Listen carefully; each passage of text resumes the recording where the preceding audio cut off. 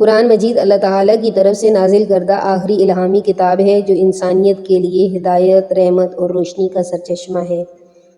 قرآن کی فضیلت اور اہمیت کو سمجھنا ایمان کا ایک بنیادی جز ہے۔ اللہ تعالیٰ نے قرآن کو ایک مکمل ضابطہ حیات بنایا ہے جو انسان کی زندگی کے ہر پہلو میں رہنمائی فراہم کرتا ہے۔ قرآن مجید انسانیت کی ہدایت کے لیے نازل کیا گیا ہے۔ یہ انسان کو صحیح اور غلط کی تمیز سکھاتا ہے اور اسے سیدھے راستے پر چلنے کی تلقین کرتا ہے۔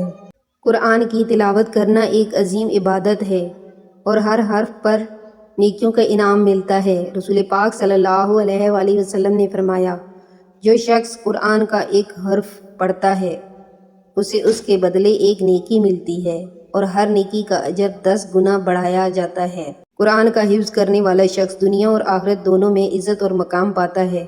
رسول پاک صلی اللہ علیہ وآلہ وسلم نے فرمایا، جو شخص قرآن کو حفظ کرتا ہے وہ جنت میں داخل ہوگا اور اس کے والدین کو ایسے تاج پہنائے جائیں گے جس کی روشنی سورج کی روشنی سے بھی زیادہ ہوگی۔